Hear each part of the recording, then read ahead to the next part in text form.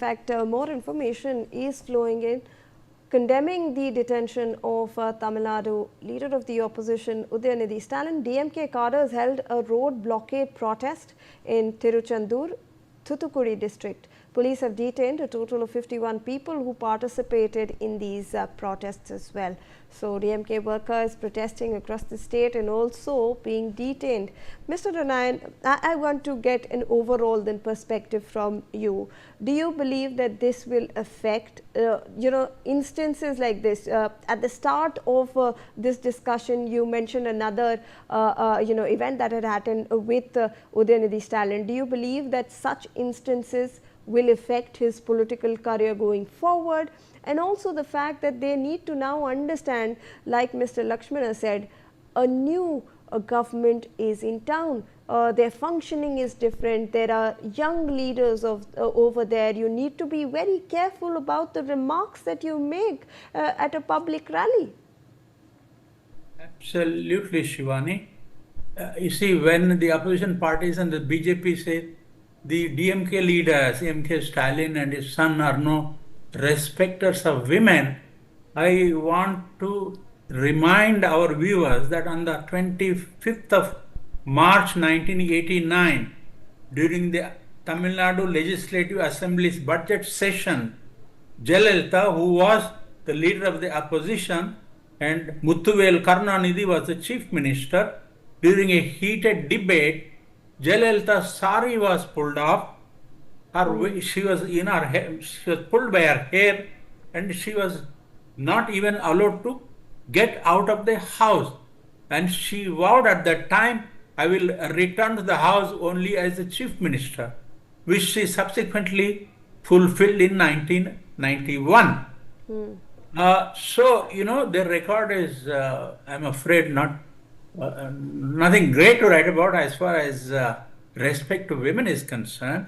And as Lakshmana says, women account for half of the, voting people, and the young people are Generation Z. Look at what happened at the Cockroaches Janata Party meeting in Jantar Mantar, which eventually forced the Prime Minister to get his education minister resign. So today's young people know what they want in life, and they can tell good from bad. And I'm afraid, if this kind of thing keeps happening, Mr. Udhayanidhi Stalin's fate will be sealed sooner than later, Shivani. Absolutely. In fact, let me also get an observation on the overall situation from Mr. Lakshmana on this. Mr. Lakshmana, this started out at a rally. Now, over the past week, the entire country has been, viewing this Cauvery issue, the Mekedatu issue, and that was what was being discussed. Now we are talking about Udhayanidhi Stalin and his political, overtures. Do you believe that this has diverted the attention from the core topic of the Cauvery issue? And who do you think will benefit the most, the state government or the opposition, because of this diversion, if there is any? I mean, this is a separate issue. And Cauvery, people in Tamil Nadu, and most particularly the farmers, you can't, divert people's attention away from it. And it will run its course, because it's not a yesterday's problem of Vijay creating it or Stalin creating it. Dates back to around 130, 140 years back. So, there is a Supreme Court appointed tribunal that has come out with an award, which both the states have agreed to. They are forced to. They have accepted it. And because of the geographic and climatic conditions, sometimes there may be a deficiency or an over availability of rainwater. So those minor discussions and debates will continue. And given the practical politicians in, say, Tamil Nadu and Karnataka, with each political party, nowadays Congress is almost like a regional South India regional party with a strong base in Karnataka. It would have interests of Karnataka in mind, whereas DMK and Vijay will be rooting for Tamil Nadu, and they'll fight to the best of their abilities.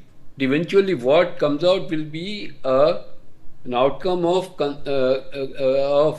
discussions and meetings, not outside fight on the streets.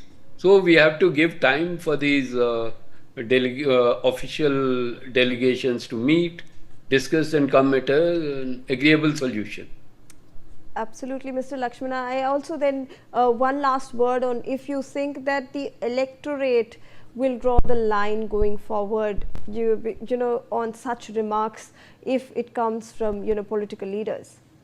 The electorate is watching. I mean, they are nowadays, given the availability of social media, if even one remark comes in mistake also, even if you have committed a mistake while uttering, then it will come back to haunt you. So these guys have to be really, really careful of what they're saying. It goes for Stalin, it goes for Udhayanidhi, it goes for Vijay as well.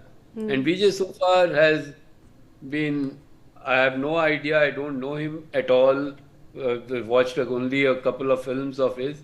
I'm not an avid film watcher. But the kind of image he's been projecting ever since he became the chief minister, I think Mr. Venkat may agree with me on this, that he has maintained a dignified silence and he speaks little. So that he doesn't get caught in situations like what Udhayanidhi walks into almost at will. Absolutely. So I think we agree, and our panel agrees, that going forward you need to tread carefully in political situations. But I thank you, Mr. Narayan and Mr. Lakshmana, for joining us with your valuable perspective on this discussion. With that, viewers, we are slipping into a very short commercial. We'll be right back.